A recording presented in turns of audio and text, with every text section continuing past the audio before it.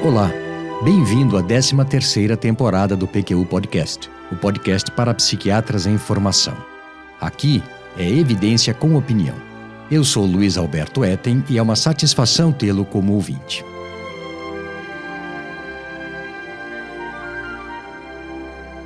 Seguramente, você, psiquiatra em formação, já deve ter percebido que nossa especialidade é polêmica, única, segmentada e incômoda. Não? Basta se lembrar do movimento anti-psiquiatria, do de reforma psiquiátrica, da segmentação, da questão mente-cérebro e das sucessivas tentativas de seu assassinato.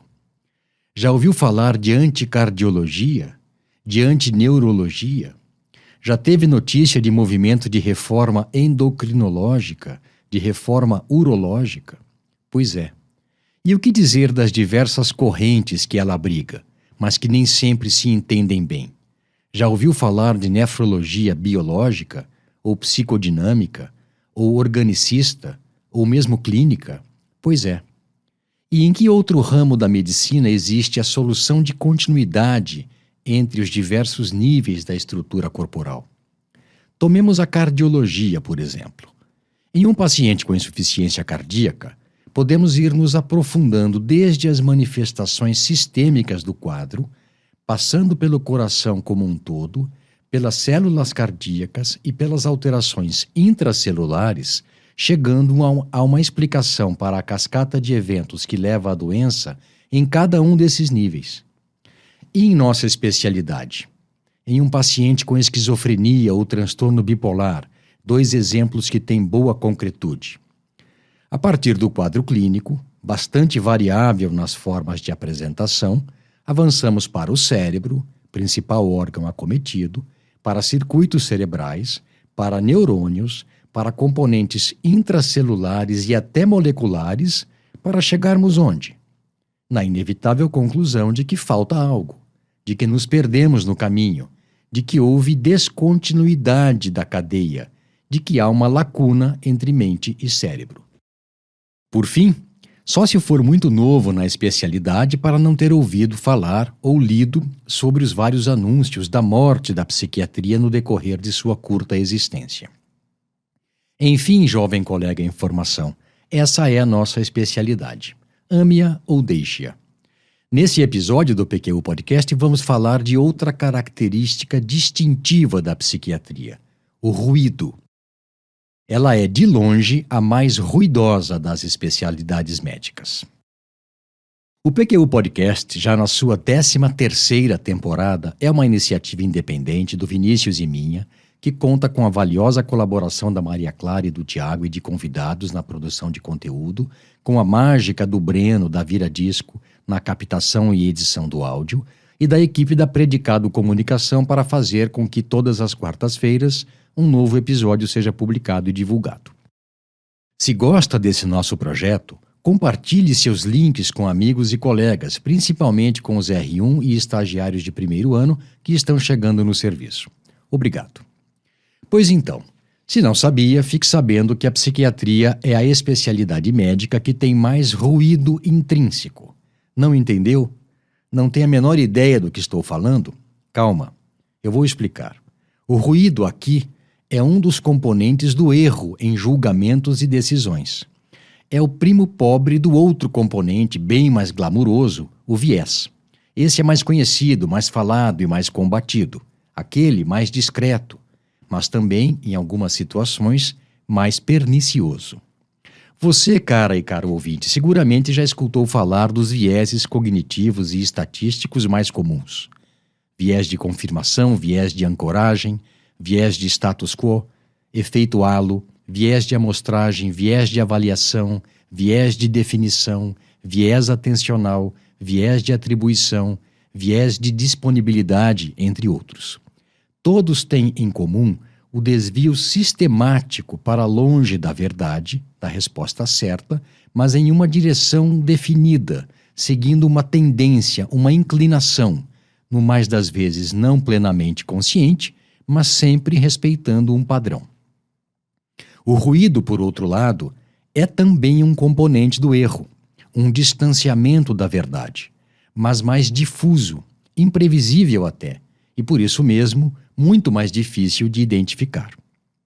Por outro lado, Daniel Kahneman, psicólogo e economista que ganhou o Prêmio Nobel de Ciências Econômicas de 2002, Olivier Sibony, professor de Estratégia e Política Empresarial em Paris, e Cass Sunstein, advogado e administrador do Escritório de Informação da Casa Branca, afirmam categoricamente no livro Ruído, uma falha do julgamento humano, de 2002, que o ruído está sempre presente em julgamentos e decisões de qualquer natureza, jurídica, acadêmica, comercial e, como seria de se esperar, em diagnósticos e tratamentos médicos.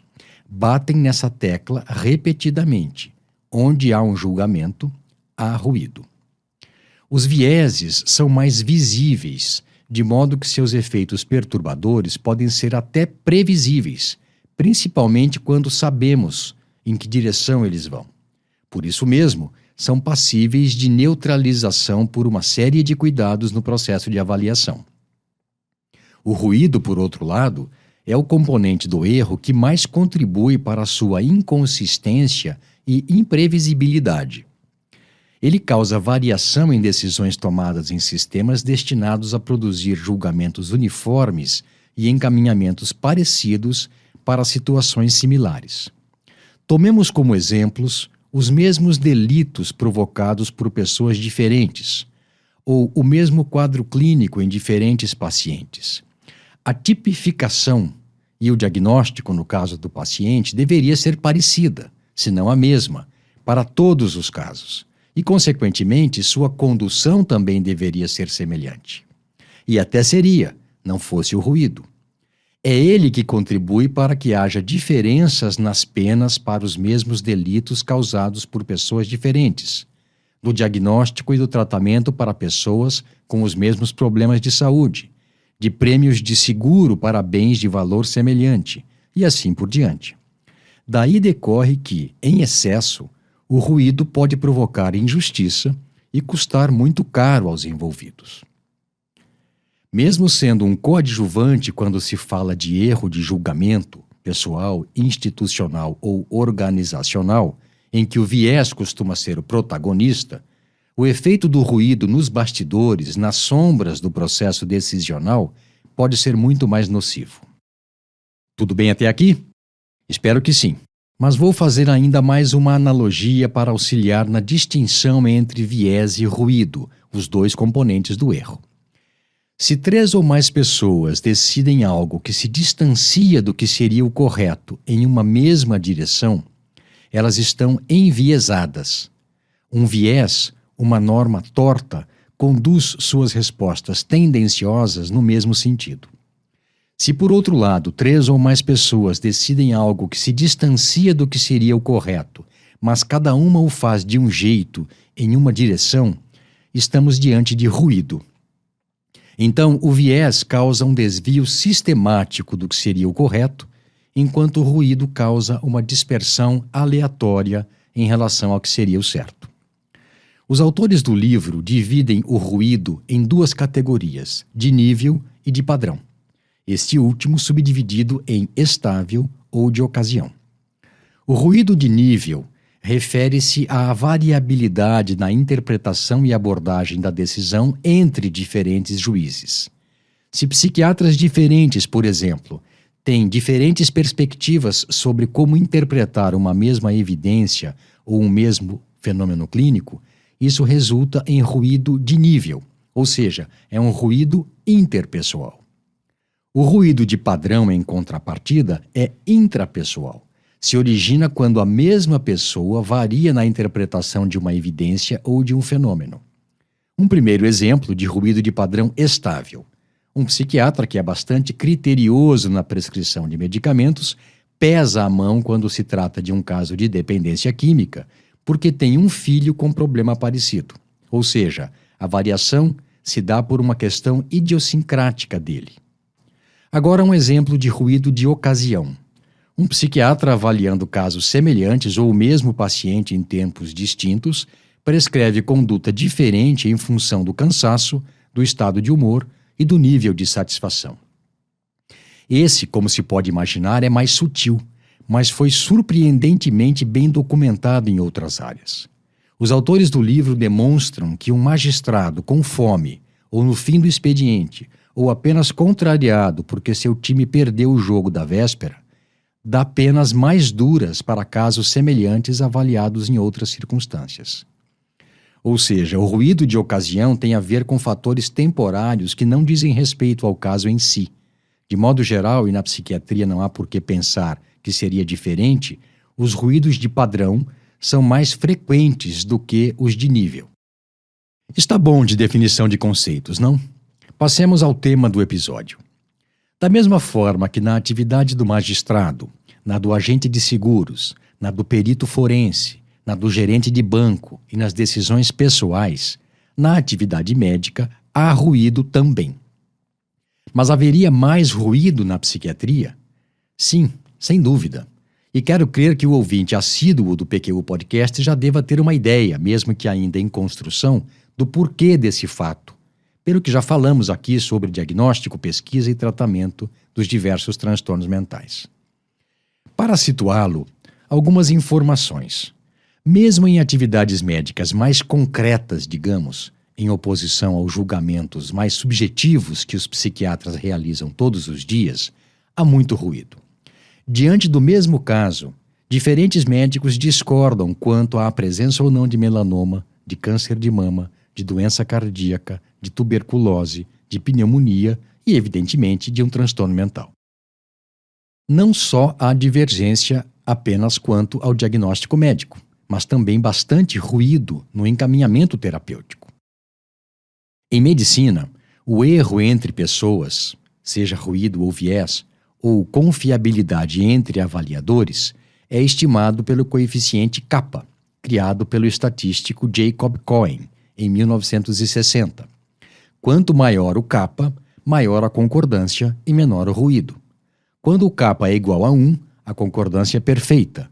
Quando seu valor está entre 0 e 0,2, não há concordância. O resultado não difere do que seria esperado pelo acaso.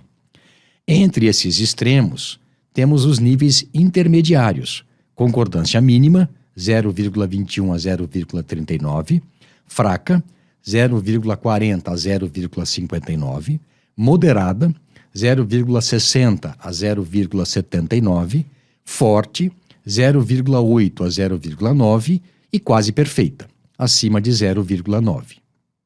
Pois bem, vamos a alguns dados interessantes.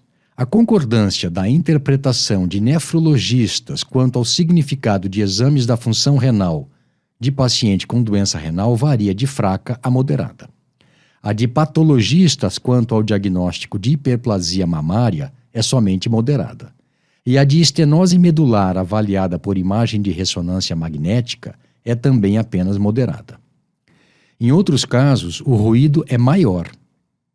Há levantamentos mostrando que na interpretação de angiografias, na quantificação e localização de endometriose e no diagnóstico radiológico da tuberculose, a concordância é de fraca a moderada. O mesmo ocorre na identificação de melanoma a partir de lesões de pele analisadas por patologistas. Daí a necessidade de imunohistoquímica para identificar marcadores específicos. Para complicar ainda mais as coisas, há variação de diagnóstico e conduta entre médicos também na dependência do horário do dia, do tempo disponível para avaliação e do nível de disposição. O ruído na psiquiatria, como já dissemos, é especialmente alto, pois na nossa especialidade o julgamento subjetivo é muito mais presente e importante. O diagnóstico do caso de um mesmo paciente com base nos mesmos critérios frequentemente varia entre os psiquiatras. E isso hoje em dia, em tempos de CID-11 e DSM-5. Imagine antes deles. O Vinícius dá um bom exemplo de como era naquele tempo com relação ao diagnóstico de esquizofrenia e transtorno bipolar no episódio 76 do PQU Podcast. Por que é assim? Por causa de diferentes orientações teóricas, de diferentes níveis de treinamento, de experiência clínica e de estilos de entrevista. Também é verdade que é difícil operacionalizar o diagnóstico de alguns transtornos mentais, principalmente na medida em que eles se multiplicam e se aproximam do limite da normalidade. Por outro lado, o diagnóstico de toque e tique tem concordância entre avaliadores quase perfeita. O de transtorno bipolar e o de esquizofrenia, mesmo com entrevistas estruturadas, têm concordância fraca, capa de 0,41 em média. Imagine você que ainda hoje há artigos em revistas de bom nível, eu cito um do Frontiers in Psychiatry, de 2021 na aba de referências desse episódio em nosso site, sobre o valor do sentimento precoce, precox feeling em inglês, para o diagnóstico de esquizofrenia. Nunca ouviu falar? É o nome que Henricus Cornelius Hunck, psiquiatra holandês, professor de psiquiatria em Utrecht, propôs em artigo publicado em 1941 para a experiência específica de estranheza experimentada pelo psiquiatra no encontro com uma pessoa com esquizofrenia. Eu já ouvi psiquiatras recorrerem ao argumento de que o paciente teria um cheiro de esquizofrenia para defender um diagnóstico. Está subjetivo o bastante ou quer mais? Os autores de Ruído introduzem e desenvolvem um tema original, os cuidados que minimizam o ruído, que eles denominam higiene da decisão. A premissa básica para se utilizá-los é a admissão de que o ruído existe, apesar de não ser tão aparente quanto o viés. A estratégia mais importante para reduzir ruído é a agregação de múltiplos julgamentos independentes. Note bem, independentes, sem que haja conhecimento do que os outros juízes decidiram. Depois, em ordem de relevância que varia conforme a situação, temos os seguintes. Primeiro, apresentação das informações relevantes em sequência, de modo a dificultar intuições prematuras. Segundo, normatização, criação de orientações gerais ou de regras. Terceiro, valer-se de opinião de agente externo impessoal. Quarto, estruturar julgamentos complexos. E quinto, usar protocolo de avaliação mediadora. Descreverei sucintamente cada um deles.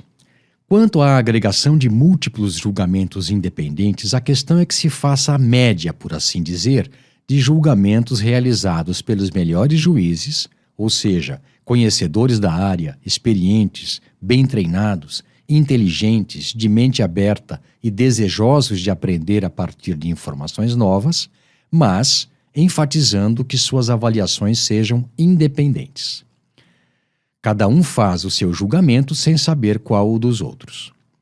Quanto a apresentar informações relevantes em sequência, alguns pesquisadores propõem que a revelação de informações seja gradual, um desmascaramento linear sequencial e que os examinadores documentem seu julgamento em cada etapa do processo.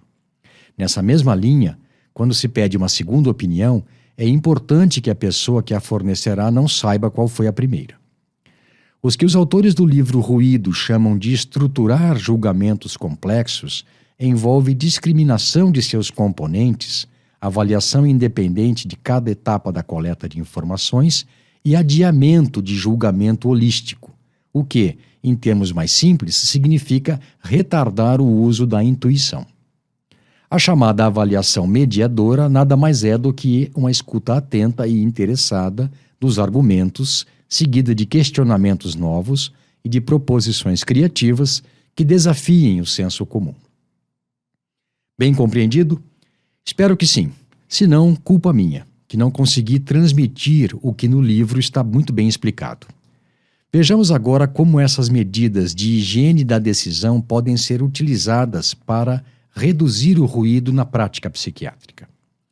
Basicamente, temos discussões de casos com especialistas ou colegas mais experientes, seguimento mais estrito de diretrizes para o diagnóstico conforme critérios bem definidos, contato com casos prototípicos de cada transtorno durante a formação, utilização de entrevistas estruturadas ou semi-estruturadas, emprego de escalas de avaliação, treinamento e supervisão de casos. Agora, entenda bem.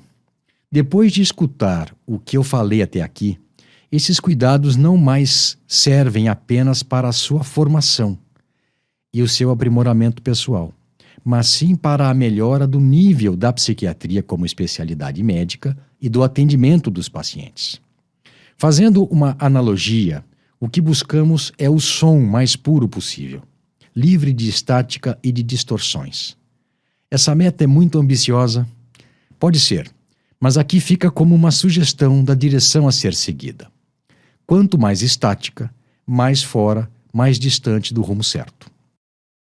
As providências e precauções a que me referi há pouco, discussão de casos, supervisão, segundas opiniões, estudo guiado e entrevistas semi-estruturadas, ajudarão. Mas a necessidade de se fiar na descrição subjetiva do paciente, na interpretação do que ele conta e a falta de medidas objetivas, ainda inerentes à prática psiquiátrica, limitam a concordância entre psiquiatras. É isso, caro e cara ouvinte, que também caracteriza a nossa querida especialidade, já minha companheira de tantos anos. Um abraço e até a próxima. Você ouviu mais um episódio do PQU Podcast. Acesse nosso site pqpodcast.com.br, onde encontrará todos os episódios já publicados, com as respectivas referências organizados por data, autor e sessão. Também estamos no Instagram e no YouTube. Agradecemos sua atenção.